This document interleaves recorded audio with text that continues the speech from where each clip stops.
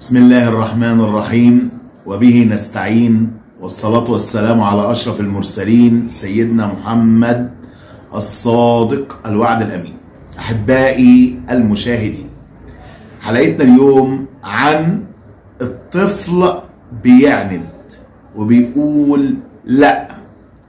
طيب أفهمه ولا أكسره؟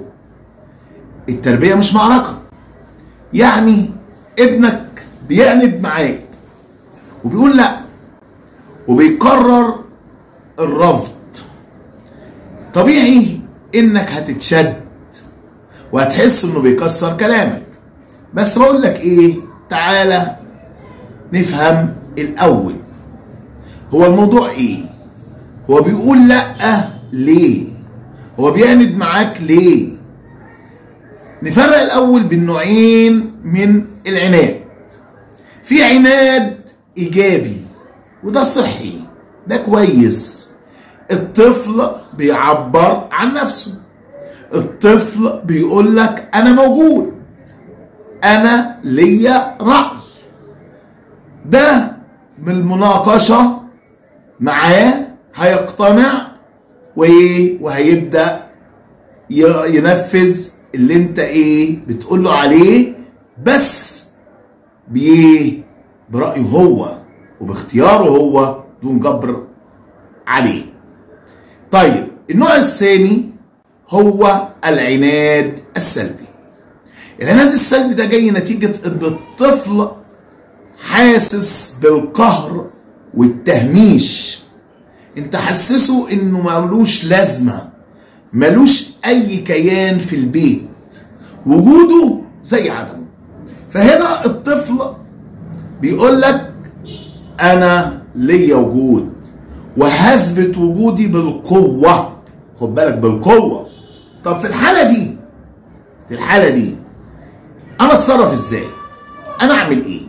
طب تعالى نشوف الاول بعض المواقف عند النبي عليه الصلاة والسلام. اول حاجة، النبي عليه الصلاة والسلام كان منبه على اهل بيته ان دي اموال صدقة محدش يقرب ليها. سيدنا الحسن ابن علي اخذ تمرة من تمر الصدقة. النبي عليه الصلاة والسلام ما نهروش، رغم ان هو ما نفذش اهو الكلام، وقال له بكل لطف وكل حكمة وابتسامة: كخ ألا تعلم أن لا نأكل الصدقة؟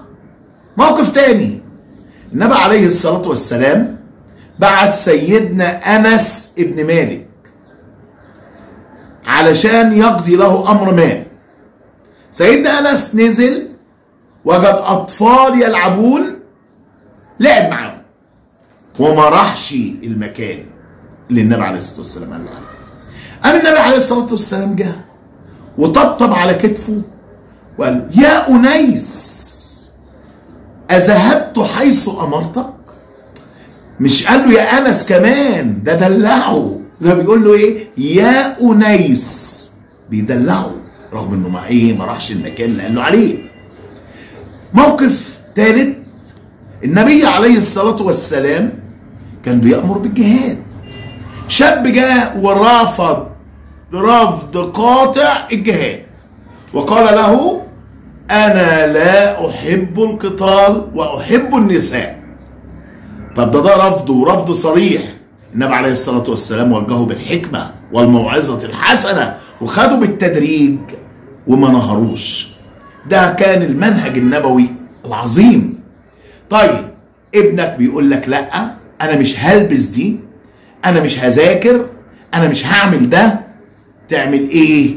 أول حاجة افهم، قول له: هو أنت متضايق ليه؟ لا أنا مش متضايق، أنا بقول لك كده. طيب خده الأول، قول له طب خيره، لأنه هو بيثبت وجوده بالقوة. هنا كده ده عناد سلبي. تحب تلبس الجاكيت ده ولا الجاكيت التاني؟ طب تحب تذاكر دلوقتي ولا بعد نص ساعة؟